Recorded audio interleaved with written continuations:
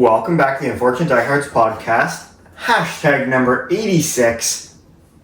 Christian Wolanin, Senators legend. Thank you for tuning into the podcast, everyone. My name is Evan. I'm an Ottawa Senators fan, and we are going through all of the lineups for this upcoming season, 2025-2026. Let me introduce to you my co-hosts. I have my friend Sufjan, who's leaving us soon. Not to death, but he's going to the United Kingdom for school. We will miss him dearly. And we have Omar. Speaking of death, he's very old. He also likes the Toronto Maple Leafs that probably want to make him die. And welcome back. No, not to death. I'm a Caps fan. He's a Sens fan. You already know what he is. I think that's my favorite intro yet. Thanks. Yeah. I guess we should We just... should wrestle again. Alright guys, today we have the Pacific Division team previews for you. We're going to go over current lineups heading into the 2025-2026 season.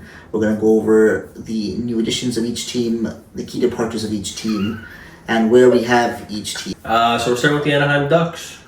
We're going to try to keep the same structure for all of these previews. We're going to start with new additions, go through the roster, go through last year's team stats, and then we'll get into the look of the team this year. So starting with the new additions for the Anaheim Ducks, there was quite a few veterans. Mikael Granlund, Chris Kreider, and Ryan Poehling at forward, and then Ville Husso in net, and also Peter Mrazek in net, with John Gibson and Trevor Zegras leaving the team.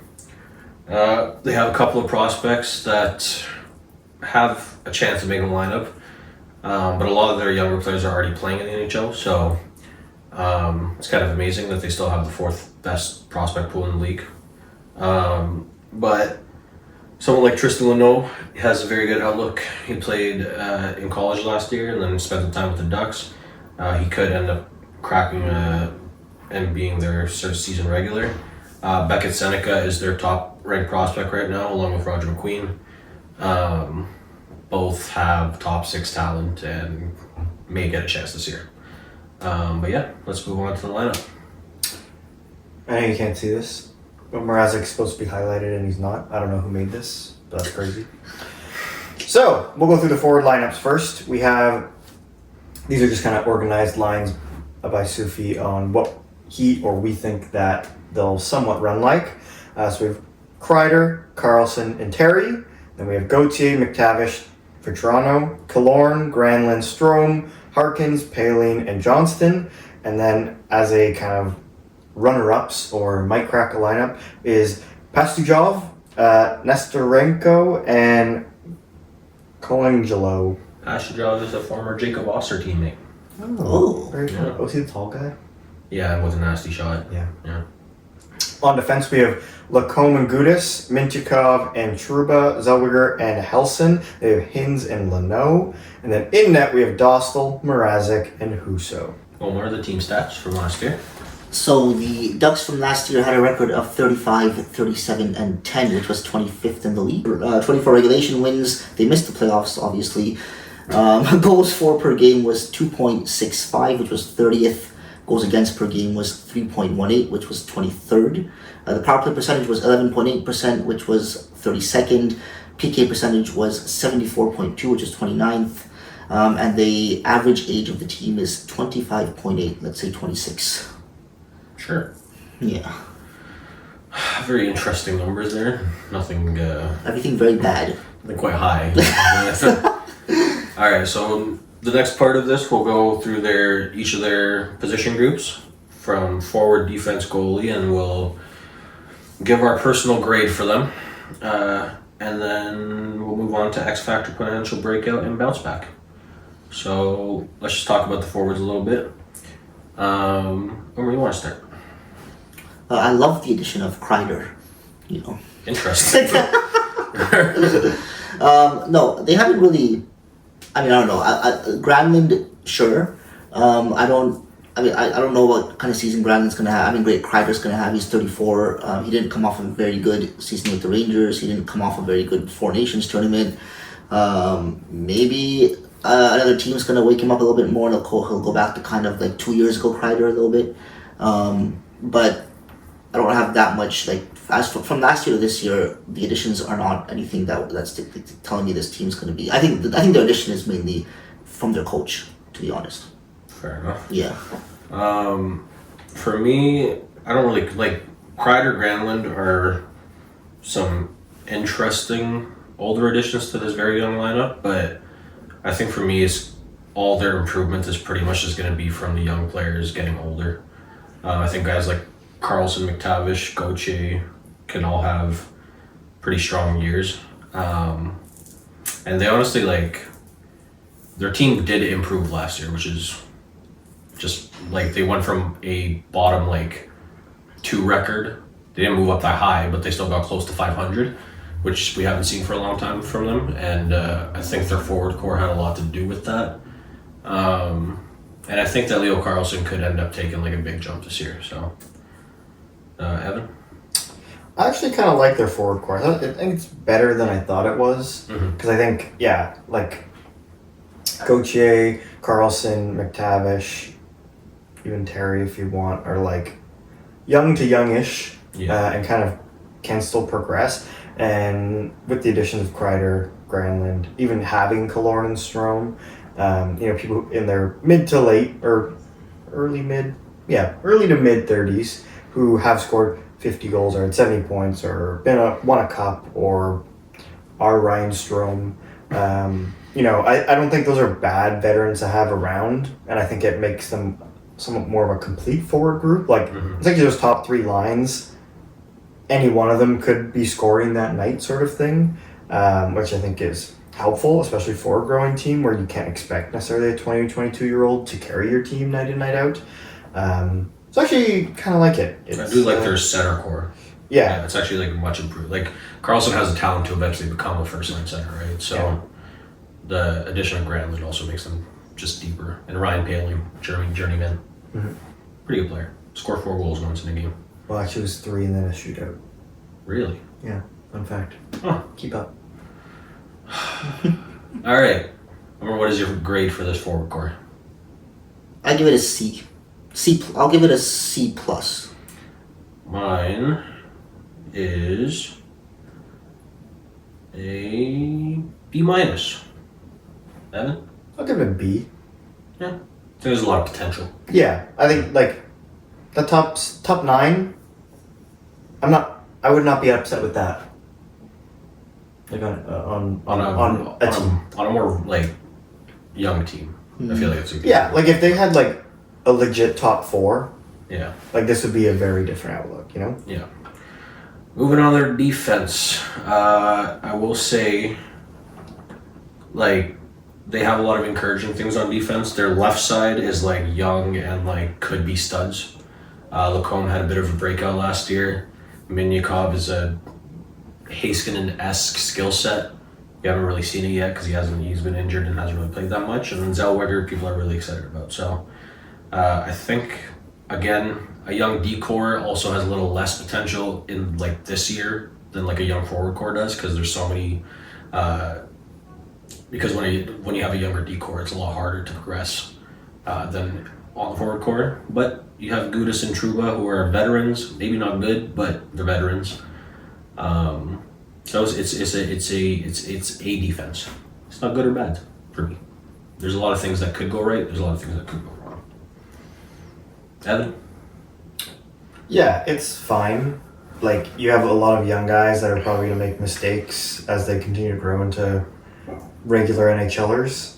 And then you have some veterans. They're not sexy by any means on the ice. So yeah, I think it's fine. I think it'll definitely help Dostal make more saves. Yeah. Omar? I like the left side. In the sense that they're going to have more shots against, not... Yeah, that's what I figured.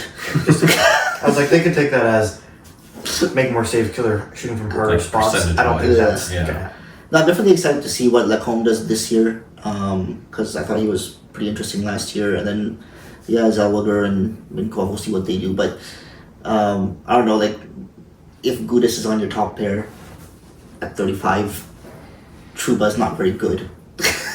I don't know. Like I don't know if these guys like I know like the young guys on the left side have upside and potential and whatnot. Like I just wonder if like they're paired with the right people to bring that out of them. Yeah, I mean, this is where I could see like potentially rookies making moves up on the right side, especially Leno. Yeah, because I mean, it's great. You do want, you do generally want a veteran presence with a rookie or a young defenseman, especially in the top four. But I just don't see I don't see in the top four on the right side. I don't see the veterans they have as these steady guys who are gonna really allow these guys to flourish and play their own game. Because I don't think it's gonna be just the rookies making mistakes. Let's say, Fair. Fun fact: the guy on the fifth line right wing. It's actually his first name, last name Ball. It's the fourth brother. Oh my god. Okay. Colangelo. Yeah. Charles, if you're listening. you might Interesting. Like All right, Evan, what's your defense grade? that. Not great. This might be one of the not as good ones, unless all three on the left are good at the same time, which would be surprising, but possible. I think Lacombe is less about potential. Like he already did it last year. It's more so just like incremental. I give it like a C. Yeah, that's exactly what I gave him. Yeah, I also do see. All right. Moving on to goaltending. First off, Dostal is for me one of the more underrated starters in this league. He was incredible last year, even though he got absolutely shelled. So I'm excited to see what he does this year. Can't really say with an improved decor, but I have big hopes for him. And then their their backup and their third are veterans who have been okay-ish in their careers. So as backups, I don't really see them as like a hindrance per se. But I do think Dostal's going to play most of the games, so I don't really care about them too much, if I'm being honest. I think there's worse backups in the league. Omer? I don't know. I'm not a huge Mrazek fan. Neither am I, but backup, I don't really care that much. Yeah, like as a backup, sure. Like I don't know how many how many games is Dostal gonna play? Like is he looking at like over 50 games himself? Probably. Right. So sure. Like I mean, yeah, like Dostal's good. I just don't think. I think the games that he doesn't play, like it's a 50-50 shot they win or lose, or less than that. I don't know. Like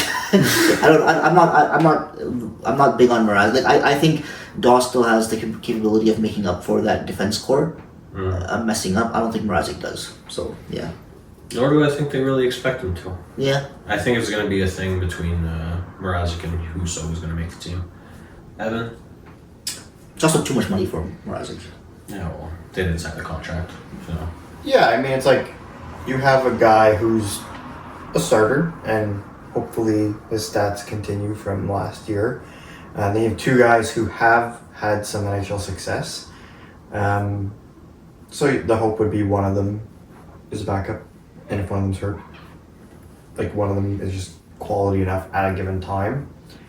And yeah, they about equal the same amount of cap as John Gibson, so might as well. For their grade for goalies, I give them a B-, pretty much just because I have faith in Dostal. Like Omer, I'm tentative on Mrazek and Husso, but I'm also not like I'm not going to give them a C+ on it just because of them too.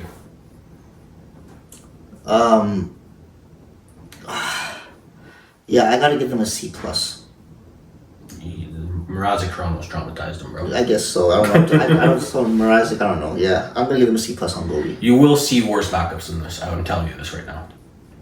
Yeah, it's just because like Dostal's good, but like he's not some star. I think he's on the cusp of being. Last year was the first time being a starter, and goalies are typically late bloomers, right? So yeah, so I guess I think he could very easily be a star. He could be a star for sure. It's just he's potentially a star piled with Mrazek, who's definitely not a star, and probably a hindrance at some point. So I'm gonna go C+. Yeah, I'll give it a B. Fair.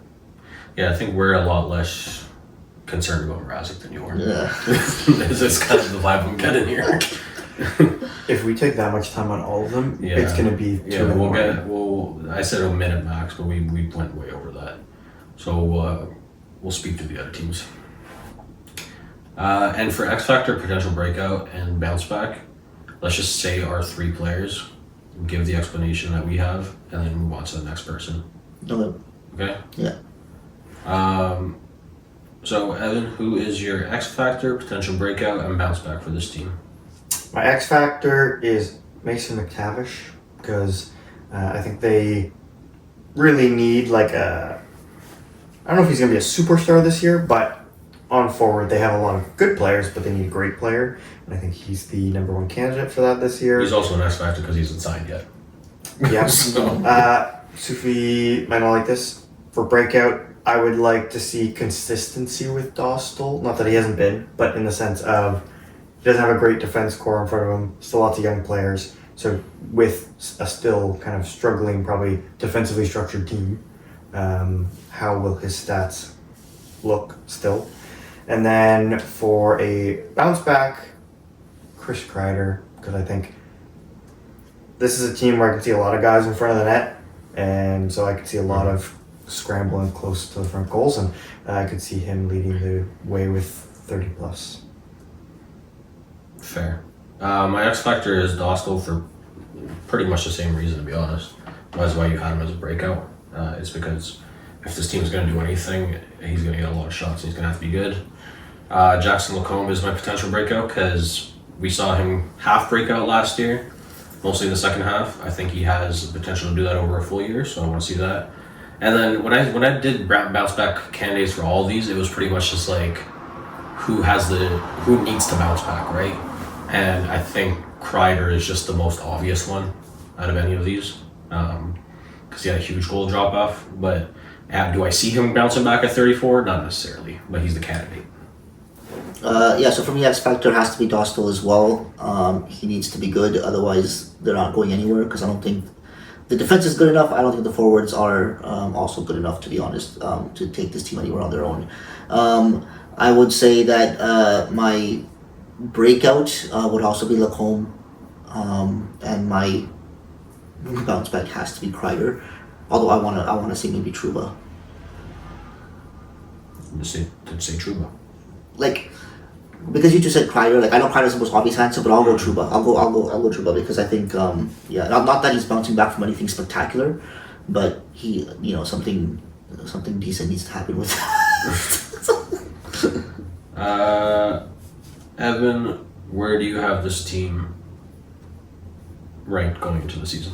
And do you In the division. in the division, and also just for future reference, if you have them top 5, say whether you have them in a playoff spot or not. I have them missing the playoffs at 5th. I think 1, 2, 3, 4, 5. Yeah, 5th. I have them at the exact same spot and also missing the playoffs. I have them at the exact same spot and also missing the playoffs. Wow, a lot of variation we have, guys. Oh wait, I lied. I have them at 6th. Oh, okay. All right. I just had Vegas written down and then didn't write it out. Okay. Moving on to the Calgary Flames. They have no new additions, and they had one key departure, and it was Dan Vladar. So not much to go on there. Top prospects. They have the 10th ranked prospect pool. Not much in terms of goaltending, but they have a few interesting center prospects. In Reshny and Potter, no one that would really make the lineup this year. But possibly the best prospect in hockey right now is Zane. How do you say his last name? Sorry, who? Zane Perek. You know Oh, what you said? Perech. Yeah, that has people talking about him in the same ilk of like Quinn Hughes type vibe. Smaller guy, has scored at a crazy rate in junior. I think he had like 107 points in like 63 games as a defenseman. So there's a lot of offensive upside there. But yeah, let's go through the lineup. Rough first line is not rough as in bad, rough as in rough estimate, is Huberdeau, Kadri, and Coronado, Zary, Frost, and Sharangovich, Farabee, Backlund, Coleman, Pospisil, Kirkland, and Klepka. Then we have Lomberg and Hunt as potentially in the lineup as well. Death pieces. On defense, we have Ball, Anderson, Bean, Uyghur, Hanley, and Pachal. Pickle. Then we have Parech and Miromanov on defense, potentially cracking the lineup as well. And then in net, we have Wolf, Brozvatov, and Cooley. All right. All right, last season they had a 41-27-14 record, which was good for 15th in the league. Regulation wins at 31, which was 17th. They missed the playoffs. Goals for per game was 2.68, which is 29th. Goals against was 2.88, which was 15th. Their power play was 21%, which was ranked 19th, and their PK was 76.1%, which was ranked 25th. They have an average age of 26 years old. Okay, so starting off with the forwards for this team, I'll go first for this. It sucks because I actually like a couple of these players. Like I like Kadri and Zeri, but the grade I'm gonna give is C+. A lot of no real depth and no real superstars. I'm gonna give them a B minus. Just because I do still, I do like a few guys in the top 6. Like I do like Zari, I do like Huberdeau, I do like Kadri. I want to see what Frost does this year. I'm interested. I think he's a decent player. But yeah, I do agree that their bottom 6 isn't exciting. But yeah, Evan. Yeah, I think their forward core is fine. Like, they have really just like a bunch of older people that are good, not great, and then some middling people like Sharangovich, Farabee. Yeah, it doesn't really do it for me, in my opinion. I don't see this as one of the better forward cores in the league whatsoever.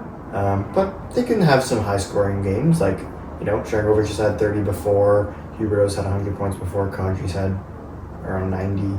So they can score. What's your grade? Say your grade first, and then go with your spiel. Like a C. Fair enough. Just because, it doesn't really do it for me. I think they have some nice pieces, but not the best. Fair enough. Moving on to their defense. Anderson and Uyghur are like so much better than the rest of these guys. Whoa. X67 Kevin Ball. Yeah. I had him in fantasy for some time last year. Interesting blocks, I guess. Yeah. So my grade for them is C. I'm interested to see what Parech does. I think he could make the opening night lineup. So I think he could honestly end up in that top 4, not after too long. I also give them a C. Apart from Uyghur and Anderson, I don't think there's much there. Maybe Ball has a breakout. Who knows? Yeah. C+. Yeah. Interesting. I think the same minus. No. I think those two guys are pretty good. Their goaltending, I'm giving. It's giving what? It's giving interesting. So their backups are 26 and 28 years old, and they have combined 10 games in the NHL. Their goalies are making less than Yeah. Hanley. Yeah. So Wolf actually fits in the same category for me as Dostal, but Prosvetov and Cooley. This is what I said when I was talking about Mrazek and Husso. Worst backups are these two goalies. Yeah. So I'm giving them a C, because Wolf is literally the only reason that this is an indie. He's nuts. Yeah. C+. Yeah. Wolf is the only reason to get a C+. Fair. Yeah, it's like a C+. Maybe you could push for a B- because Wolf was Really good. pretty good last year. Yeah. And who knows what the heck these other guys are going to do. So I'll give it a C-. No, you went from Go for B- to C-. yeah, you went from could be a C. B- Oh, that's a C-? I meant Yeah. C+. Whoops. Oh, okay, C+. Okay. But I'll give it an F. I was like, damn, okay. Okay, so I'll go for my stuff first. For X Factor, I have Jonathan Huberdeau. It remains to be seen if he can reach the heights that he did reach. However, he did have a very good season last year for considering this couple seasons before. So if he's good, this offense will be not in the bottom 5, probably in the bottom 6. Potential breakout, Zane Parrish. Very exciting player to watch in junior. So I think he could potentially be like the Lane Hudson of this year. Bounce back, Sharon Govich went from the aforementioned 30-goal season that Evan was talking about to a 17-goal season last year. So I think he's a good bounce back candidate. Okay, for me the X factor would be Kadri. I think at center and at his age now, he's, you know, we'd hope he'd continue playing like he had a good season last year, and he's gonna have to continue that and potentially be better if this team can do what it can do. My breakout, I want to go Kevin Ball. I want to see what he can do. Maybe he can reach another level or something, because he didn't have a bad season last year. Actually, he was kind of noticeable out there. And I would say my what is it? Bounce back player. Bounce back. Yeah, I go Sharon Govich because he was absolutely horrible last season. Fair enough. Ivan? My X factor is Wolf. I think you could argue he was their best player last year. Breakout is Zari. I think he's one of the forwards with the most upside. And then I have Sharon Govich as bounce back because he didn't do a whole lot last year compared to the year before. Fair enough. I have this team in the Gavin McKenna sweepstakes for next year. I have them at 8th place. Whoa. Yeah, I feel like looking at this, I kind of want to change. Like It's a lower worse than higher? I thought. Okay. Lower. Omer, where do you have them? I have them pretty high. I have them at 3rd That's what I was talking about. in the. But like, they were 4th last season. Okay. That does nothing to me. Anaheim has been improved. To Adam fifth. has been To improved. Yeah. 5th. Oh, On my list. you mean. Okay, They so were- you move them up and So where'd you have Calgary at 4th? I have Calgary at 7th now. Or where'd you have them before? I have it 5th before. You had them at 5th. yeah. Like this roster is not a playoff team. Like not even like I'm not even like I never had an inkling of putting them any higher than even 7th. But you have them in a playoff spot. I don't know if that was spot. Interesting. I do have them in a I playoff will spot. say that from 3 to 8 in the Pacific, I have changed quite a bit. But one of them that I didn't change was actually Calgary. I had them last. I was when I put them 3rd, I was kind of regretting it because of Vancouver. All right, moving on to the Edmonton Oilers. Their new additions were Mangiapane from Washington, Curtis Lazar from, where was he last year? New Jersey, probably, and Tomsek. And then their key departures were Arvidsson, Connor Brown, John Klingberg, Evander Kane, and Corey Perry. Their prospect rankings, they have them at 23rd. They have 2 guys that are not potentially going to make the roster. I think they will make the roster. I think that they got rid of certain players so that these guys could play. In Matt Savoie and Isaac Howard. Because obviously I guess they want to try something different. And there's no one really else to talk about other than those 2. The lines are McDavid with RNH, whatever that means, and Hyman. Mangiapane with Draisaitl and Savoie. Howard with Henrique and Podkolzin. Frederick with Janmark and Kapanen. And then the guys fighting for spots, Jones, Tomasek, and Lazar. Sur la défense, we have Ekholm and Bouchard together. We have Nurse and Wallman together. We have Kulak and Emberson together. And we have Stillman and Steckscher rounding out the 8 defensemen fighting for lineup spots on the Edmonton Oilers. And finally, Le Gardien du But, which means goaltender. Stuart Skinner, overrated. Calvin Pickard, he's the GOAT. Who rates Skinner? You did before. Overrated. I have never rated Skinner. Honestly, I think Jeff could have done the same job. Team stats from last year. All right, last year they had a record of 48, 29, and 5, which was 9th in the league. They had 36 regulation wins, which was 12th in the league. They lost in the Stanley Cup Finals. They I do it. had 3.16 goals per game. which was 11th. They had 2.87 goals against per game, which was 14th. 23.7% power play, which was 12th in the league, surprisingly low for them, and 78.2% PK, which was 16th in the league, surprisingly high for them. And average age is 27 years old. Yeah, no, they remember they were like awful for like 2 months that season, so all of this was probably like in the 30s. Yeah. To start. Omar, you can start the forward talk.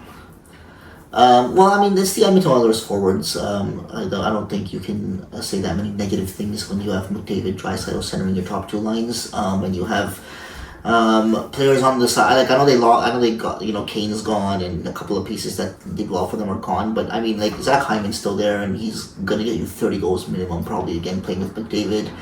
I wonder what Savard's gonna do. I think RNH has kind of found his spot as kind of found his role. Especially with McDavid on that top line. I mean, the grade is A plus because how much? Whoa! Damn! How much better does it get than? I mean, I'm sorry, I don't care who left. It's McDavid and Draisaitl, so it's A plus. Fair enough. I like the Oilers and I didn't give them an A plus. The forwards aren't always an A plus. Like if you have McDavid, Draisaitl, you're an A plus. I gave them an A minus. Okay. Right? What are you gonna do? Yeah, because McDavid and Draisaitl, like if you have those two on the team, like you could have AHL players and it'd still be a B. But they don't have AHL players. They have Some AHL players. They have some players that played in the AHL last year, like And Savoie. I gotta say, I like their fourth line. I like Frederick down there. I like Kapanen. I think he had a good playoffs too. Yeah. Fair enough. But I'm interested to see what Isaac Howard and Savoie do because I like That's not Jimmy? Oh my god. Because I like the idea that they're trying something different. I wish Sorry, they I'm would trying to have fun on our podcast. I love Evan's interruptions. You will. It's always when Soupy's It's an A minus It's an A minus. Yeah, I mean, there's how much is there really to say? because obviously they have two really good players, I just wanted to make a point. two other guys that are solid, and then a bunch of people who are like, yeah. I just like the idea of Savoie and Howard because Why? Tell us. because they're essentially replacing Kane and Connor Brown, and I like the idea of going younger, which we haven't really seen Edmonton do, and I think that would potentially mix well with McDavid and Draisaitl, especially on the power play. On For defense. I don't think they'd be on the first power play. No, I'm saying like I think one of them has the potential to. Like I think Savoie is definitely going to end up in the top six because they kind of just don't really have right wingers like that. I mean, he's traded for what, Ryan McLeod with 55 points? Pretty crazy. Yeah. On defense, I'll give them a C plus. Whoa. Interesting. I know. So yeah, like Ekholm is old. Bouchard is nice offensively, great. Nurse I do not like. The players you don't like really drag down the score. No, I mean C plus is fair for them. What would you do then? I have them at a B. A B. Okay, well that's not far off Yeah. from C plus. That's too full C steps. plus, B or fine. B minus comes first. I was thinking about giving them a B minus actually, but I think I'll do C plus. Their difference doesn't really do it for me. I think Bouchard is the only one that's worth talking about. Because when you look at defense, like one player can really lift a grade, and Bouchard is an elite offensive defenseman. But I also think that Ekholm at 35 is still good. It's more so just about health for him. Yeah. And then Nurse and Wallman, we drag on Nurse a lot, but as your fourth defenseman, he's fine. Like a contract, I don't really care. Like that's bad, but like him and Wallman as like your top four, like your 3-4. And I also like Wallman a lot. So and then Kulak Because also. he gets the gritty. And then Kulak as a bottom pair has always been a steady presence. So I think anything lower than a B is a little harsh. B. Do you want to not do this anymore? You said what I was saying. I just agreed with you earlier. Okay. You're giving them really high marks for a team you usually hate on? He hates on them because Well, they're not the best. yeah, but I think Okay. I think a lot of Wait people till we just- get to the Atlantic. Goaltending. They're the best. Goaltending is a solid D minus. Whoa. Okay. No, I'm not. I feel like I'm your not- grades are I'm crazier joking. than mine.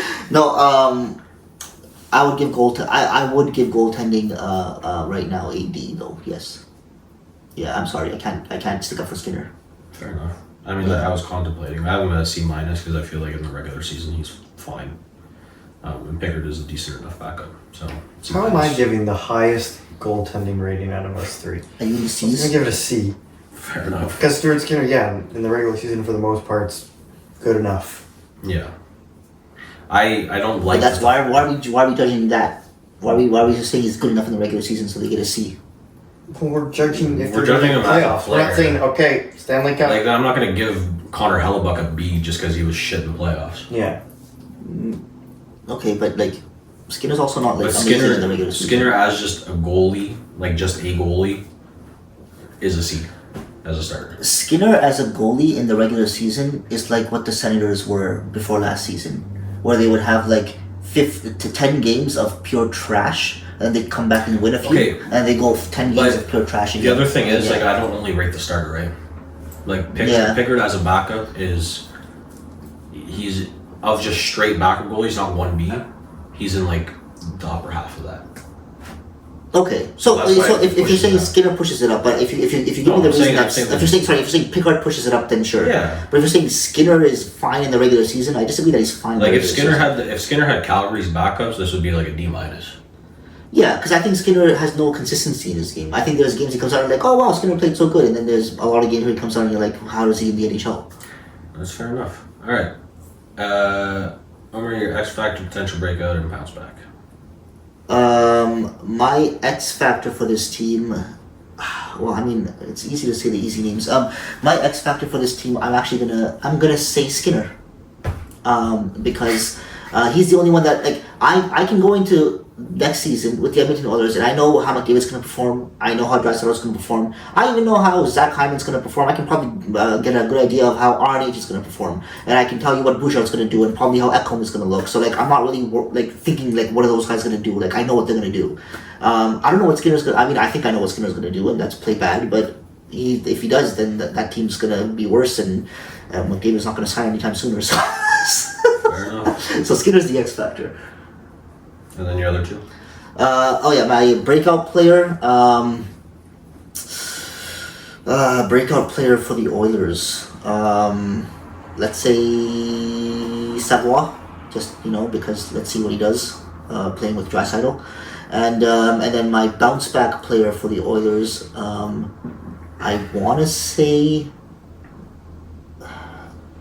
I want to say Nurse. Maybe he'll play a bit better. I don't know. Bounce back to 2019. Yeah. My X Factor is Matthias Ekholm because I think his health is very important to this team. So if he can stay healthy, I think he'll be good, and he's a huge part of that defense. Sufi's health is important to me. Potential breakout at Savoie as well. I think if he stays in the top 6, he could end up being like a 50-point player, which would be more than enough for them in the top 6. And then my bounce back is Ryan Nugent-Hopkins. I think his production dropped off a little bit last year with 49 points, and I think he has more in the tank because we did see him play pretty well in the playoffs. So I think he can get back to like a 60-point, 70-point range. X Factor, Connor McDavid, contract year. He's going to make $700 million a year because he's going to have 700 million points this year. Breakout, Evan Bouchard's going to have a more whole game this coming year because he got slandered so much. So you're going to say wholesome. Like that. Wholesome game. He's going to kiss people on the ice. And then bounce back, it's going to be Zach Hyman. Connor McDavid is going to be on a tear, and he's going to score 60 goals probably because he said he wants to shoot more. And Zach Hyman is going to be right in front of the net, and they're going to go off his butt half the time. Well, you can't call Hyman a breakout. No, bounce back. Bounce back. Oh, bounce back. Sorry. Okay. Yeah. His breakout was Bouchard. Oh yeah. What? Your breakout was Bouchard? Yeah, to become How? a complete player. Oh, okay. Yeah, for a lot of these teams, it's hard Yeah. to like pick breakouts, right? Yeah. Like, we're gonna get to like freaking. Yeah, you need a younger Florida. team to break out because Yeah. teenagers have all those Yeah. hormones going on, so they have more Right. acne and stuff. What's your prediction, Homer? I have them second in the division. I also have them second in the division. I also have them second in the division. Nice. I wonder who's first for all of us. San Jose. Seattle. All right. Moving on to the Kings. Oh, they, boy. They had an interesting The offseason. train wreck of the offseason. This is probably the most exciting additions and departures because it was a little weird. A little weird. Their additions were on forward, Joel Armia and Corey Perry. On defense, Cody Ceci and Brian Dumoulin. And at goalie, Anton Forsberg. The best addition out of any of those is Anton Forsberg. Hell yeah. Key departures, Gavrikov, Spence, Tanner Jeannot, and David Riddick. And then, complete honesty, there's no real prospects that are even, like, exciting. So, we can move on. Nice. For your LA Kings forwards, we have Anze Kopitar centering Kuzmenko and Kempe. Don't ask me what their line's called. Byfield, Laferriere, and Fiala. We have Deneau, Fogle, and Moore.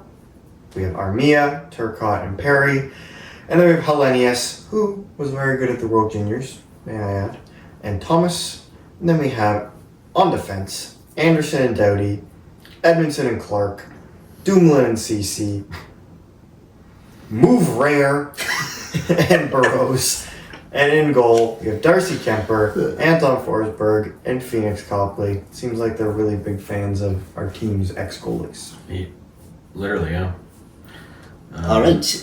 They had a 48, 25, and 9 record last season, which was good enough for 6th. They had 43 regulation wins, which was tied for 3rd. They lost in round 1 of the playoffs to, guess who? The Edmonton Oilers. They had 3.04 goals for per game, which was 14th. 2.48 goals against per game, which was 2nd. And power play percentage of 17.9, which was 27th. And a PK percentage of 81.4, which was 8th. Their average age is 29 years old. People talking about, like, back Stanley Cup finals being interesting, but losing to the Oilers 4 times in the first round in 4 years is nuts. I thought they were going to do it this year. I thought too, actually. I thought they were going to do it last year. And then this year I was like, they're definitely going to do it. This year they even went up 2-0, right? So And they had technically a better team. But now, it was that. Oh, it was that who do they decision. have on their team? Corey Perry. Yeah. They're going to the finals. Evan, you want to start with their forward core? Sure. Yeah, I think it's Great first. I would give it. Honestly, I'm gonna give it an A-. I think it's pretty good actually. I like that Kopitar still was effective last year at age 37. I think he's one of the perfect people to have with young players in your lineup. Just such a role model. And then you have Philip Deneau, kind of your perfect shutdown center. And you have Byfield, who's going to hopefully get easier matchups and run around because Kopitar and Deneau are going to do all the hard work. Kuzmenko did really well with Kempe and Kopitar. If that can continue, I think Kempe is obviously kind of a very underrated player in the NHL. Fiala, also kind of like a dynamo. Laferriere, Trevor Moore, Fogle, all chipped in pretty nicely last year, honestly. So if they can kind of keep that depth scoring up, and you have Armia and Perry, who also, again, like, really not bad depth adds. I really like the depth of this team, and I think it's pretty balanced. I think they don't have a superstar, but they have a lot of people with high-end skill. I gave them an A- as well. I don't think the offense is really going to be the issue for this team. It's very similar for me to the Carolina forward core, where it's like deep and like there's no real superstar, as like Evan said. But the only thing they could use is one of their top 6 having a breakout season, besides Kopitar, obviously, because he's up there in age. But yeah, I don't think the offense is going to be a problem for them this year. Guys, 4th line left wing. Now they have a superstar. I think A- is a fair grade. I would do the same. I think they have two players on their team at least, which is Kempe and Fiala, who I think are always very underrated. Kopitar, I know he's 37, so he's not going to be like I assume he's going to slow down a little, but I'm really interested to see what Byfield does this season actually. So I do like it. I like Dano on the third line, centering the third line. So yeah, for me it's just A minus. Decor Evan? Again, I think it's definitely not bad. I think they have a nice combination of some middling, some younger, some older. I think Brant Clark was very high ceiling. Doughty has obviously been very good for a long time. And then they have some veterans, whether people like them or not. They have had success in the NHL. And so I don't think it's bad by any means. I think they had pretty good defensive stats last year. Yeah, really good defensive stats. And I don't think Spence, I guess Gavrikov was a big loss. It's definitely, I think, going to be worse, but I don't think it's going to be bad by any means. I would give it a B plus. I think this defense is bad. I just think it's just straight up bad. I think Anderson puts up great defensive numbers. Clark has breakout potential, but he's really bad after Doughty came back last year. And then Doughty himself also was not great in the playoffs. I think his highlight last year was Four Nations, and that was pretty much the only time he really looked like himself, although he is 35, so I think the decline is there. But I think guys like Edmonton, Dumoulin, and Ceci are straight out just hindrances to this team. So I have their decor at a C. Yeah, I'm also thinking I was gonna give them a C plus, which I'll do. I'll give them a C plus on defense. I really do not like the addition of Cody Ceci. I don't know how this guy keeps getting NHL jobs. Doughty, he had the injury last season. I know he's getting up there in age, but he might. I do like Clark, so that's why it's not a lower than a C plus. But yeah, I'll do C plus.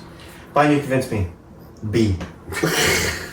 You're a big Cody Ceci guy, so I'm not a big Cody Ceci, but I don't think Cody Ceci's a third pair defenseman on the right side is putting a cat with no legs on the ice.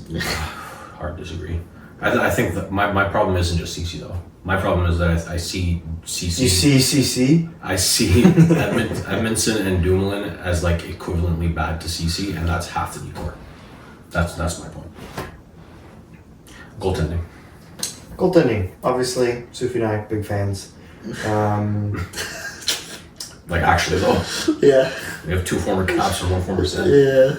I think it's solid. I think it's Kemper had really good stats last year. Forsberg, I think, is a passable backup. He's an NHL backup. Is he the best backup? No. Is he the worst backup? No. Copley, there for vibes. I would give it a B plus because I think Kemper is a starter and I think Forsberg is a backup, and some people don't really have true starters and some people don't have true backups, and they have one of each. I have very similar thought process on that. I think Kemper's going to have definitely a worse season than last year because last season was absolutely insane for him. But I think also LA being the second best defensive team in the league helped. But they lost some big pieces, and I think that's going to really hurt Kemper. So I'm at a B plus as well.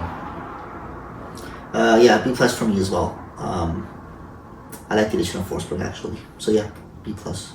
It's because you thought it was Philip. No, I do not. Oh, buddy. All right. Evan, X Factor potential breakout and bounce back. Okay. For my what team is this? LA.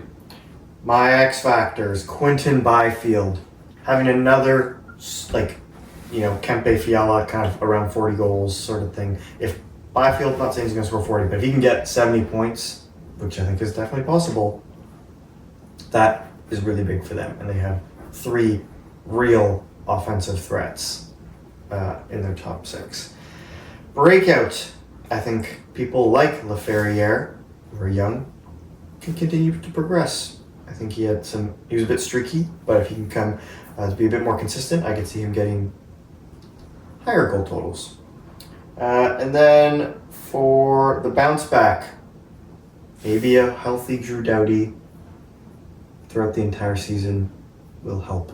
And I think, like Sufi said for the defense core, I think it would really help. So,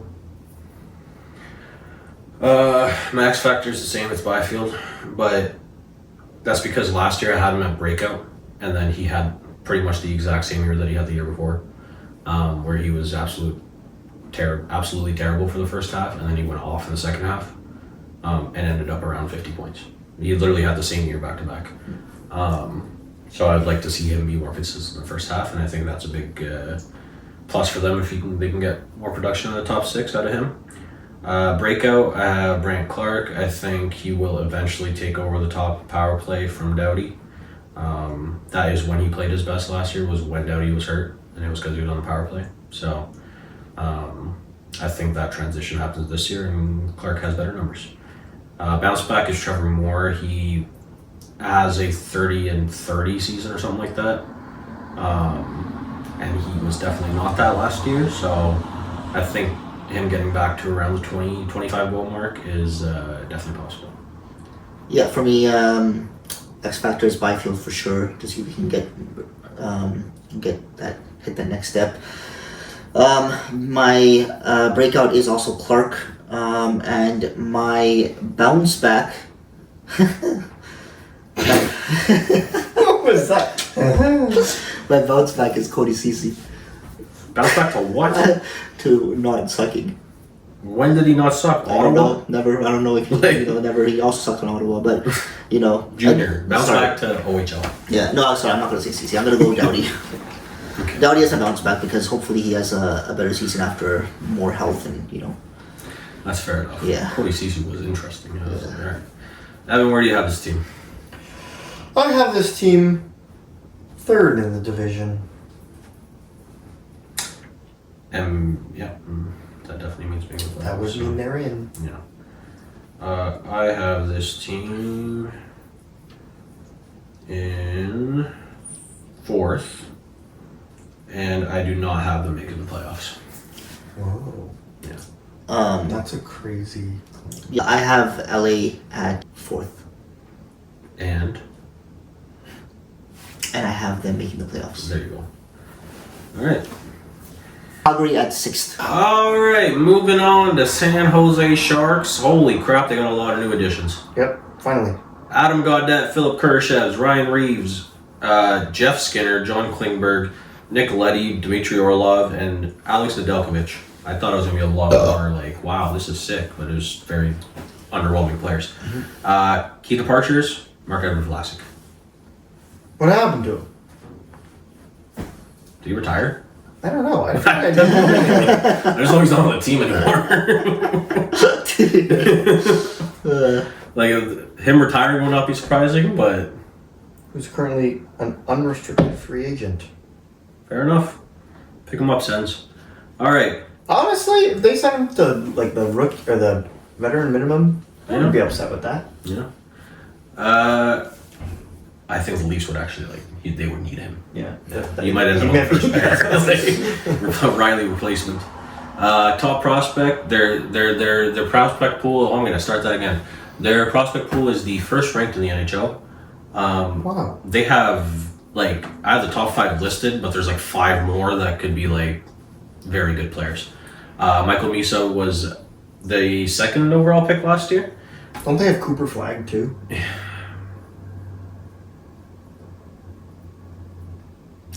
People like jokes, Sufi. We need to Cooper Flag. He plays on Dallas.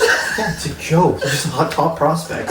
They have every prospect in the world. I heard Lamine Yamal was thinking about going there. He's not even a prospect. I know. Especially Lamine. Misa and Musty. That's a crazy name, but they are elite prospects. Imagine that's a line. Musty, Misa, and what? Someone else to go on that fun line. Ostapchuk. Yeah. Triple M. Let me get through these prospects, bro. Misa and Musty are Misa has first line center potential. He's a very, very skilled player. He's also a paste. Musty smells bad. Used in Asian cooking. Lots of umami. That's what Soupy says to me when I text him.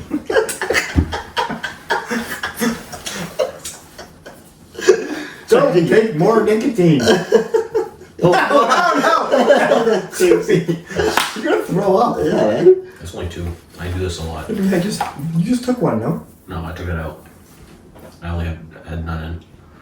You guys reminded me when I You're start gonna getting have mouth cancer. when I start getting a headache from you guys talking. All right. Where the fuck was I? All right. Misa, I already talked about him. Musty is a one of the top winger prospects in the league. Probably going to be at worst top 6 player. And then Sam Dickinson is right up there with Parrish in terms of defensive prospects. And they also have the top tier goalie prospect in Ravensburg. So there's a lot going right for this team, aside from their player on the ice right now. Yeah. Let's move on to their roster. Evan. All right. So for their current roster, might not look like this, but we'll see what happens. Yeah, I have no idea what to They do. have Celebrini with Eklund and Toffoli, Wenberg with Smith and Skinner, Goudreau with Gaudette and Kurashev, Delandria with Reeves and Grunstrom, and then Ostapchuk and Graf. On defense, they have Mario Ferraro with Liljegren, Orlov with Klingberg, Mukhamadullin with Desharnais, Leddy with Thompson, and in net they have Askarov and Nedeljkovic. All right, and last season, the San Jose Sharks. They were last. Pretty much. So their record was 20 wins, 50 losses, 12 OT losses, last in the league. 14 regulation wins, last in the league. Playoffs, missed big time. 2.54 goals, 4 per game, last in the league. 3.78 goals against per game, last in the league. 15% power play, it's 26th in the league. We'll tie for 26th. And 76.2% PK, which is 29th in the league. And their average age is 27 years old. Yeah, they got driven up by like all the additions they had. Yeah. All right. I'll start with their forwards. I gave them a C plus. A lot of potential. You got it's similar potential to like the Anaheim Ducks with Celebrini. We could see him take a step. Tyler Foley is pretty much arguably one of the most consistent players ever that I've seen in my time. Always around 25-30 goals. And then Eklund is an exciting player, and Will Smith is an exciting player and actor. Correct. Joke. Look at you. And You look there's a mean lot- to me, okay? There's a lot of interesting stuff going on here. Jeff Skinner doesn't want to be in the playoffs again, I guess. Who is Graf? He's a player. He's not. Oh, looks like you mistyped something. Also, Evan's sister is now a San Jose Sharks fan. Yes, Ah. Jeff Skinner. But yeah, other than the really young guys, there's not really, and Toffoli, there's not really much to talk about here. Adam Vodek might go on another crazy, Yeah. shooting might- streak. Yeah. But could hit 30 this year. No. He had like 40 something in the AHL though. Yeah, I mean, a lot of these like random fourth liners, like Eric Fair had a 50-goal junior season. No, but in the AHL. Kind of Oh, interesting. Yeah. He has the skill. He could be a It was literally player. 2 years ago. He had like 45 goals in the AHL. How many goals does he score if he plays with Celebrini and Eklund? The same as last year. Fair enough. All right, you go. Hi guys. Okay. Wait, what am I saying? Great I- first. Talk about it. Right. Little bit. I agree. I think maybe it's a B minus, maybe a C plus, like Suki said. I think Eklund, Celebrini, and Smith could all have 50 plus, and Tolley. The rest, there might be no one with more than like 36 points. Fair. They have Gaudette and Ostapchuk. I Hits. don't remember how they have Ostapchuk, but Actually, no idea. Ex-senator.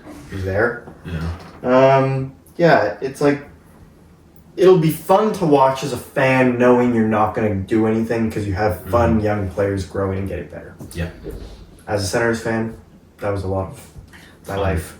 Yeah. So yeah, I'll give it a C plus. Thanks, Suki. I'll be a bit nice. I'll give them a B minus. Yeah, I'm really excited to see what Celebrini does this season. I do like Eklund as well. and maybe the older veteran guys they got might contribute something and help the team, help the forwards just take a little bit a step, which I think will be good. Fair enough. Defense, I gave him a nice high grade of D+. Ferraro, D+. D+. Ferraro, Liljegren, and Orlov are all defensemen that I could see on on a decent amount of top fours. So that's encouraging. Klingberg and Desharnais are both And then there's not much happening there for me. Like, I don't have Dickinson listed here. I think, like, there's a chance that he could actually, like, be on this top pair by the end of the year. So yeah. Evan? Yeah. It's a whole lot of people that, like their top four, I would say, yeah, Orlov's their best defenseman. Yeah. But he's like, if he's like your 3 or 4, you're like, oh, nice. At this age, especially. Yeah. Where, like, the rest of them, like, the other 3 in the top 4, you're like, oh, that's my 6. Sick. Nice. Or then it's like, Letty as well. I'll throw him in there. I mean, Klingberg has injury replacement, to be Yeah. fair. And then Mukmadulin, Darnay, Thompson, like, yeah. It's not great. It's not great. I'll give them a D+. Fair enough. We're very locked in on this team together here. It would have to be a D+ as well for me. Klingberg does title one, so. Every time I see a former Leaf that was bad, I was like, Omer is not going to like this one bit. So fair enough. Orlov is one of my favorite caps of all time, though, But Because he's Russian? no, because he was a cap. But a lot of them are Russian. So for goalies, I give them a C+. I like Nedeljkovic. I like Nedeljkovic quite a bit, actually. I think he's a bit underrated. I don't think he's anything crazy, but like, he put up decent numbers in Pittsburgh last year. He has that one random, Vezina 3 or something in 2020. That's Carolina. Yeah, and Yeah, but like that was Carolina. Sufi mostly. could be a Vezina finalist with Carolina. They just always have good stats. But I think he's a serviceable 1B. The problem is Whoa. serviceable 1B. Play like 30 games, put up good numbers. Okay. Okay. The problem is Askarov. We don't know if he's a 1A, 1B, if he's a backup or whatever. But like, they clearly see him as like their starter of the future, and he has the skill to do that. But a young goalie on a bad team is always going to have some growing pains. So yeah, maybe mine's more optimistic, but that's pretty much just because I'm high on Nedeljkovic, and I see Askarov as having potential. Evan? For this year, I think it's a C-. Fair. Because, yeah, Nedeljkovic has never really been a starter, like, realistically, and has been quite all over the place with his stats. Askarov, again, great stats, not in the NHL. But again, probably on better teams. And yeah, a young goalie with a D rated from me defense core in front of him with a lot of young forwards and Jeff Skinner and Gaudette and Reeves. Holy. He's going to get lit up a few times. Yeah. So yeah, I'm being very good this year, but maybe in like 3 years. I'm like, wow, it's a pretty nice tandem. Yeah, I'll go C for them. Same reasons, like they're young, they're not really proven, and the defense core for them is not going to help them out at all. Fair enough. My X factor for this team, with all that being said, is Askarov. I think depending on how much he can handle back there is going to be quite important to them. Breakout, I will say Smith. I think that he will be more consistent this year, and that should lead to more points. I think he has immense skill, so I could definitely see him hitting another stride this year. And then bounce back have Orlov. He got kind of buried on Carolina last year, and his playing time went down. And I don't think that's really going to happen in San Jose because no one else is really going to play that much anyway. So maybe he could bounce back to at least being a good top 4 guy. Evan? I have the X Factor as Macklin Celebrini, Vancouver's own. Obviously because he's supposed to be the man, or the boy, whatever you want to call him. Breakout, I think Will Smith had a good year last year, but I think he can take, I feel like just saying a step is kind of boring, but I think he will progress. And then bounce back, I had no idea for this, to be honest. So I put Adam Gaudette just because he played for the Sens. All right. My X Factor Celebrini. My breakout is also Smith. My bounce back is Jeff Skinner. Interesting. Yeah. Let's see. Maybe he does better. He couldn't do it with McDavid, but you know. Maybe you can do it with Wenberg. Yeah. I have this team finishing. So for me, this team is worse than the Calgary Flames, but I still have them finishing ahead of the Calgary Flames. There's no real rhyme or reason. I just think that some of the young players will take a bit of a step and they'll finish like a point or two ahead of Calgary. Evan? I have them last. I have them 7th. Who the hell do you have in last? Well, I guess we'll find out. All right, moving on to the most boring team in the NHL, the Seattle Kraken. Speaking of what happened last. Fair enough. That's kind of what I figured. Yeah, because I didn't think it was Vancouver. Yeah, Seattle. Their new additions were Frederick Goudreau, Mason Marchment, and Ryan Lindgren. And their key departures were Andrei Burakovsky and Michael Escamont. They have the 7th ranked prospect pool. Berkeley Catton is going to be considered in the lineup this year. I think he has more offensive upside than any of the forwards that they have right now, personally. And then other guys like Ferguson, Revkov could also potentially make pushes as well. Someone like O'Brien is going to be more of like a middle 6 prospect for them, where the other guys are potentially elite prospects. Evan? We have Matty Beniers centering Capo Caco and Jordan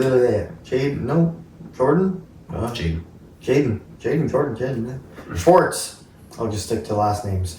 We have Chandler Stevenson and Jordan Everly with Jared McCann. Then we have Shane Wright, Eli Tolvanen, Mason Marchment, and then we have Frederick Goudreau with Just say the last Cardi names. B, Cartier. and Neiman. And then we have Stevens, Catton, and Hayden pushing for lineup spots. Sur la défense, we have Vincent Dunn, we have Adam Larson, Ryan Lindgren with Montour, Alexiak with multiple of me, and we have Mahura and Fleury. In that, we have Decord, go Sens, and Grubauer, go Caps. Another one, yeah. All right. Spread across the league. Last season, they were 35, 41, and 6, which is tied for 27th.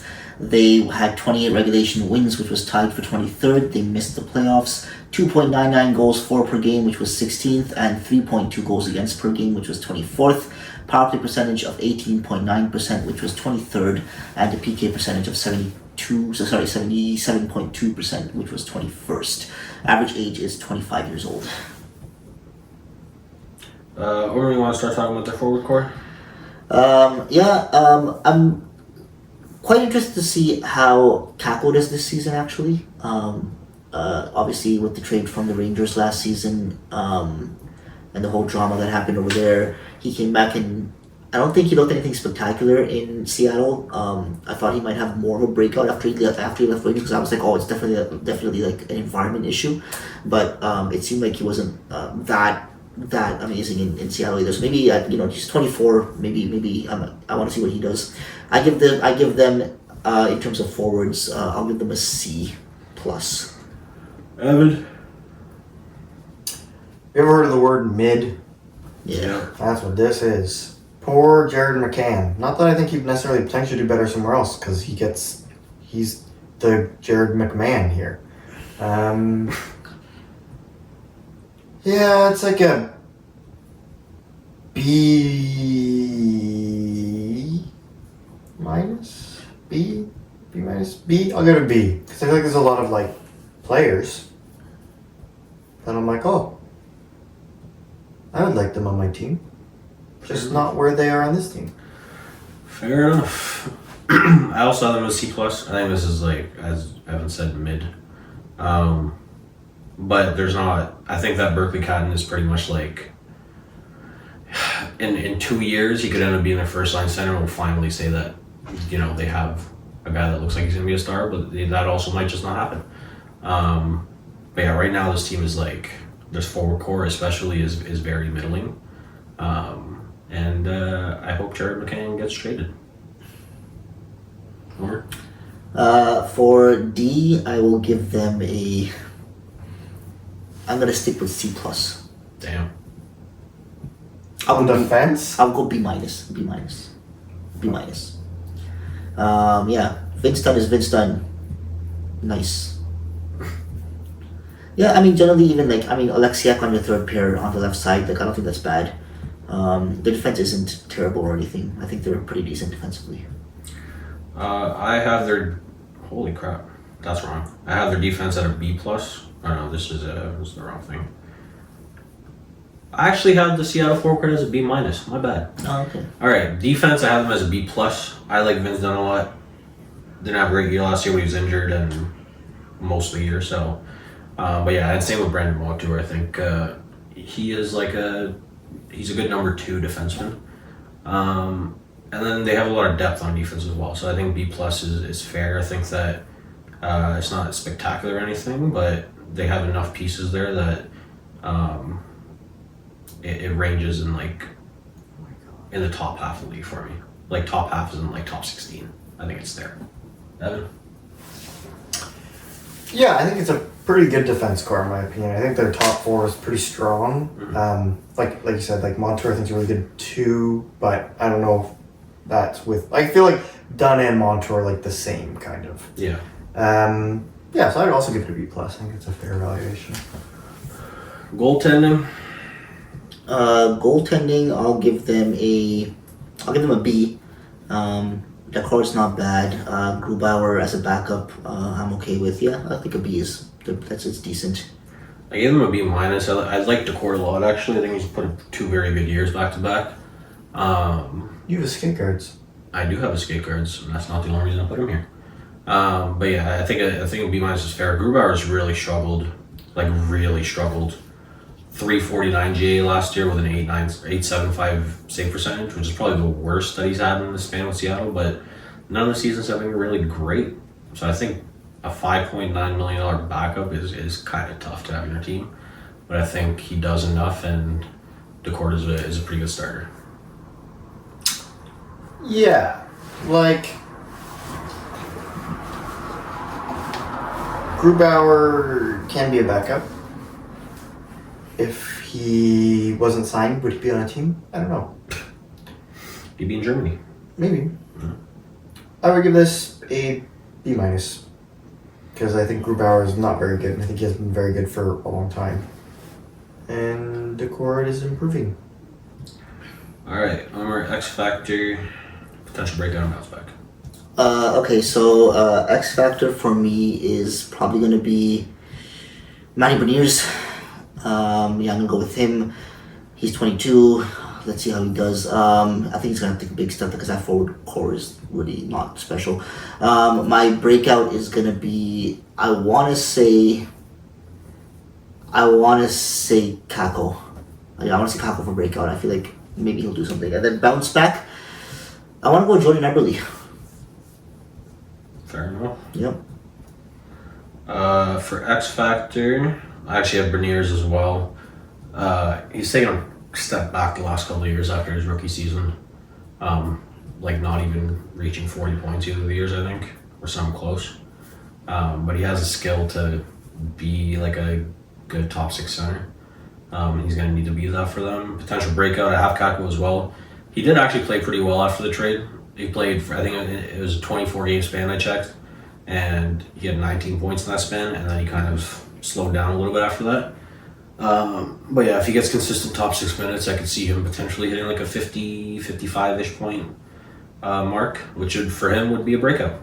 Yeah. And then bounce back, I have Vince Dunn, and that's pretty much just because of all the injuries that he had last year.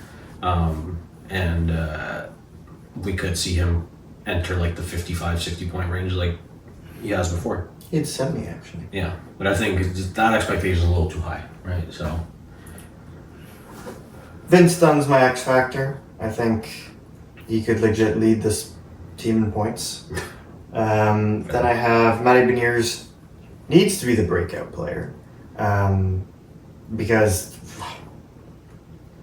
they had a first overall pick. he was second or third. Was he not? They had a high pick for what? Not saying like nothing against him, just like like this is a team that needs someone to get points, and Second. they don't have a lot of that. So then my bounce back is Brandon Montour, who's also injured, and I think he also was a 70-point defenseman. So one of those defensemen, if they can tickle somewhere around there, yeah, pretty good. Where do you have this team ranked? I have them last. I have them 8th. It doesn't excite me. I know their defense core is better, but I think San Jose is going to take a little bit of a step with the players they have on offense, and I think they're going to be a little bit ahead of them. So yeah, I'm going Seattle, and they haven't done anything to make me think that they're going to go ahead. This team is mid for me, and I have them in a mid position at 6. And I have no real reason other than I don't really see them being that good or that bad. Evan? Literally what Sufi said. It's a very tough team to gauge because I really don't care. Yeah. All right, moving on to the last team of the division. Thank God. We're going over to the Vancouver Canucks. Very tumultuous team from last year. Sufi's favorite word. Yeah, I do love that word actually. Their new addition was Evander Kane, and their key departures. One of them was Noah Juleson, and the other one was Pius Suter. Actually, had a pretty good year last year. And their prospect. Pius Suter? Pius. It's Pius? Yeah. Oh. And their top prospects, or the prospect ranking is 28th. There's not much happening there. Wallinder has been talked about quite a bit while he's been on the Canucks, while he got drafted by the Canucks, because he's had some pretty good years in the AHL, and they could see him take a step this year. Lecker Mackey is like okay, and he should be in the mix for a forward spot. Forward core, we have Elias Pettersson with Brock Besser and Jake DeBrusk. We have Hedel with Garland and Kane. We have Aturati with Sherwood and Hoglander. We have Teddy Bluger with Carlson and O'Connor. We have Amon and Lecker-Mackey fighting for spots. We have Quinn Hughes, maybe one of the most fun players to watch, with Hronik. We have Marcus Pettersson with Myers. We have Elias Pettersson, the other one, with Mancini. And then we have Podge. I didn't know Podge was there. Podge is there. Oh, I thought he was still in Pittsburgh. And Forbort. Then in defense, in the goalies, but probably won't be there. We have Demko, but he'll be somewhere else. And Lankinen. I also thought he signed for way more than that. Who? Demko was like That was just an an extension, yeah. I'll go first on their forward core.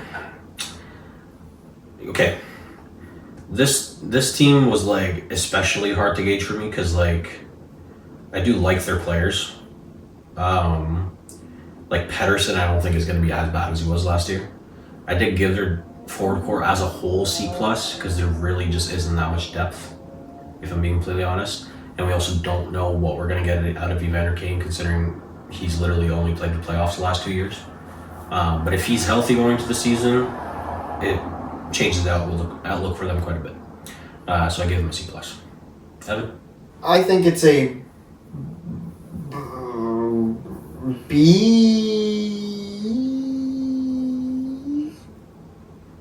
I'll give it a B. What did you say? C+. Okay. I'm gonna leave it a B. I think Pettersson still does have the potential to be a 100-point player. Besser has scored 40 goals. DeBrusk has scored 30 goals. Kane has scored 30 goals. I'm more so concerned. Sherwood has hit everyone. Yeah. So, and I don't think they're lower. Like, I think O'Connor, Bluger, Hoglander, Sherwood, I think those are pretty, like, solid. It's the center Bottom core that six. scares me. Yeah, like I think this is like B. I don't think it's bad. I don't think it's great, but I think it's like, yeah, like you could have guys with 60+ points. I would give them also a B. I mean, yeah, Pedersen, Besser. I also like DeBrusque, to be honest. I like Kane. I wonder what he's going to do with them. Yeah, I'd give it a B. I don't think it's that bad. Yeah. Decor, I give him a B minus. This is very heavily carried by Quinn Hughes for me. Herona kind of fits in the same category as Ekholm, although he's a lot younger, in the sense that like he was injured last year and he's very important to this defense. And their depth is decent. Not great, but it's decent. They got a lot of Pedersens on this team. But yeah, I'll give them a B minus. Evan? I would give it a B. I think Quinn Hughes is by far the best one, but I think Marcus Pedersen is solid. Hronik, I think, was hurt last year, so I think a healthy Hronik can also be a very serviceable top 4. The rest is fine, but they have a legit superstar, so. Yeah. B for me as well, all because of Quinn Hughes. Is that it? Yeah. Okay. The goaltending I actually give an A, which is interesting. It largely relies on Demko being healthy, but I think Lankinen also had a very underrated season last year, being the starter of this team. That's why he got like a long-term contract with a .262 GA and a 92 save percentage. And him as your backup and kind of insurance for injury on Demko is a pretty good situation for them. And Demko, when he is healthy, has shown that he can be like in the conversation for like a top 7 goalie, like elite of elite stuff. It's just the health is always a concern. But in terms of just like how they are as goalies, I think this is an A for me. Evan? Yeah, like if it's healthy, it's pretty good. I give it an A minus, probably because of health and robotic hips. So yeah, it's just like it's almost like there's those guys every year that like it's Frederick Anderson. The assumption is he's gonna miss a good chunk of games due to injury, and Demko is becoming very similar. So it's kind of hard to grade it when you know, or it's very likely that they're not going to be there for a lot of the games. One more? Yeah, I mean, what Evan said, I agree it's an A if Demko's healthy. I can't give it an A though because I don't think he's going to be healthy. I'm going to go with a B. Damn. Yeah, I'm going with a B because I don't think he's going to be healthy. I mean, I'm sure Lankinen's going to do a good job, but that goalie core can't be an A unless they're getting the games they get from the A goalie. Fair enough. My X factor for this team is Hronik, I think.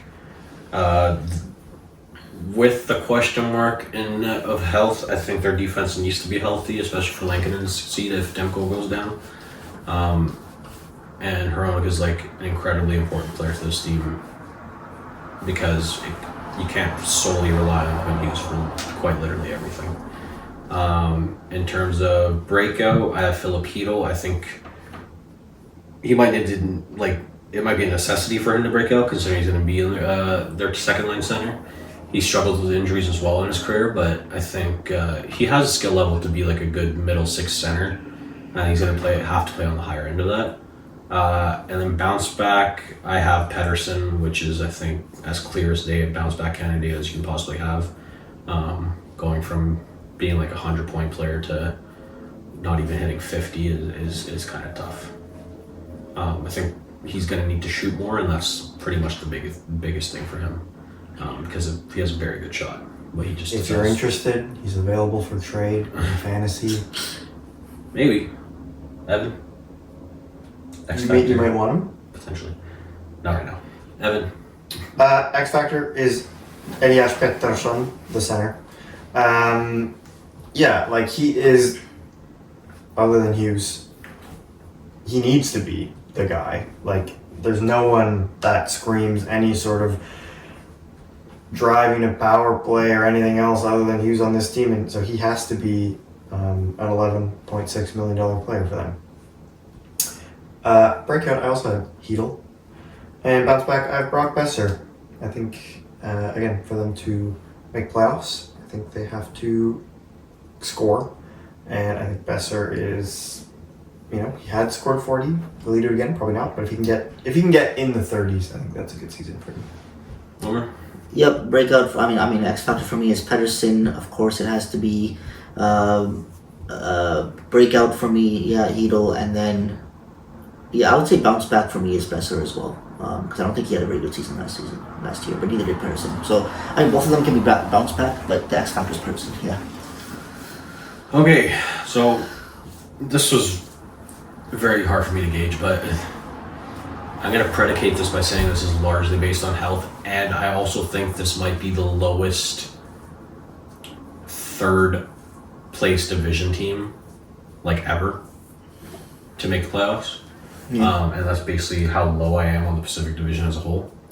But I have them at third. Evan? That's crazy. I have them at fourth, and I think they miss. I have him at third as well. Who'd you have at 5? I don't know. You don't have them even. Okay. Yeah, where? I have them at third. Okay. Fair enough. I also did forget, this is not our last team. We have It's Vegas. Vegas. I wonder where we have them, guys. All right, new additions. Quite possibly the biggest new addition that we're going to talk about is Mitch Marner. Yeah. They also made a pretty large trade with Nashville, and they got Colton Sissons and Jeremy Lazon in that trade, who also hits like crazy. Key departures: Nick Roy, Tanner Pearson, Nick Hague. Technically, Pietrangelo. Yeah, but he's still on LTIR. That's not a departure. He's on the team. Yeah, but he probably won't play. I'm not gonna have Carey Price on key departures from Montreal. Yeah, but he's never gonna play again, is he? Well, you wouldn't. You'd have him on. San Jose. Yeah. Yeah, I don't know. Sure, he's retired, so we can add Pietrangelo to the list. Kind of sad. Yeah. Yeah, I'm sad because of the situation. I don't really like him, but I wish he retired on his own accord. Top prospects, they have the 31st ranked prospect pool in this league. I don't think they really care, to be honest, because they've used their prospects as trade chips pretty much their entire existence. So yeah, Connolly is actually a decent prospect. He could end up being a top 6 player, but if he gets traded, not really that surprising either. There's no one else really to talk about. All right, your Vegas Golden Knights. You have Jack Eichel with Mitch Marner and Dorofeyev. You have Hurdle with Stone and Barbashev. You have William Karlsson with Smith and Howden. You have Sissons with Saad and Kolasar. You have Schwint with Holtz as potential candidates to break the lineup. You also, now on defense, have Noah Hannafin with Shea Theodore. You have McNabb with Whitecloud. You have Lazon with Korzak. And then you have Hutton with Megna. And in goal, you have Hill and Schmid. Interesting. Okay. All right, the record last season was 50 wins, 22 losses, and 4 OT losses, which was third in the league. 46 regulation wins, which was first in the league. They lost in the second round of the playoffs. They had a 3.34 goals for per game, which was fifth. A 2.61 goals against per game, which was third. A 28.3% power play, which was second. A 75.7% PK, which was 26th. And their average age is 28. Okay. Evan, forwards. This is a good forward core. This top 6 is very, very good. Yeah. Even the bottom 6, Yeah. I'm a fan. It's physical, it's big, bit of speed, some veterans. They love veterans. This is like an A. I would give it an A. Yeah, I'd give it an A as well. I think this is arguably one of the deepest forward cores. They have insane center depth. Like I don't know how else to say it. Just insane center depth. Mark Stone's health is always question mark, but I don't think anyone really cares about that anymore. Question Mark Stone? And then Well, new salary cap rule for the playoffs, you might play the whole time now. Well, he might come back earlier. He might come back earlier. Yeah. And then adding Mitch Marner to an already good offense is like this is borderline A+ material for me. This is an A+. I don't know why you guys are giving it an A. It's an A+ offense. I don't think I've given it an A+ at all, to be honest. Yeah, well, you should. This is A+. All right, that's your opinion. Yeah, this is A+ offense. You want to delve into it? I mean, Hurdle is a great second line center. A+ would mean you cannot improve. No, Yeah. A++ means you can improve. Okay, A+ would mean I can tell you two things they could improve on. Left wing. They could have Sidney Crosby and Connor McDavid. Oh, the get team. out of here. No, I think that you can't do it by that logic. You gotta do it based off what the team's on right now. Like I just think that their left wingers are good, not great. That's the only reason I can't give them an A+ off that. But it's also very hard to get an A+. That's why I don't give them. Like, Yeah, if Dorofeyev was on the third line, and then instead of Howden on the first line, they'd have like. If Pettersson got bought out and went there, or like even if they had like Evander Kane. No, you can't. You can't use that logic to. I'm not saying. If they traded for Ricard Raquel. No. You're I'm not saying using ifs and logic. buts, bro. You're using like, oh, what if they went and traded for William Nylander? Then they're an A+. No, like that's what he's saying. Yeah. For me, it's just like the left wingers as they're listed it just isn't that good. Like it's not like Dorofeyev and Barbashev are like middle six forwards, and they're definitely in the top six. That's the only reason I have them like that. But we're also talking about a difference between an A+ and an A here. It's not like something that's crazy, right? Yeah, We have a whole other division to do stuff. I agree. Yeah, exactly. Keep going. Yeah. Okay. So A+ for me for that. Okay, I'll go defense. I have their defense at a B-. I think Petrangelo's injury/retirement just hurts minutes-wise because you have guys like Whitecloud, Lozon, Korczak, even Ben Hutton. They're going to have to play a little bit more minutes than usual. Hannafin and Theodore are like Theodore is like a top 2 defenseman. Hannafin is like a top... He could be in your top 2 or like a 3, and they're very good. But yeah, McNabb, Whitecloud, Lozon, Korczak are all just like not crazy to me, which is why I have them as a B-. Evan? I'll give it a B because I feel like they're always pretty good defensively, and they'll just make it work. They're all pretty big. I think Hannafin and Theodore are pretty legit players. And yeah, everyone else is big and hits, and I know it's just going to work because that's what happens in Vegas. It just works out. Yeah, I agree. B, because not only is that a pretty decent looking defense, but they're also coached by a pretty good coach. Fair enough. Yeah. Goaltending is far and away my biggest concern. Like, Samsonov wasn't good, but he played games. And when you have Adin Hill as your starter, that's quite important because he maxes out at like 35, maybe 40 games. Yeah. It's like having Anthony Stolarz as your starter without Wool. And now you have Schmid, who's like a very unproven goalie / even as like a backup, he has never been good. And they're going to rely on him to play a decent amount of games.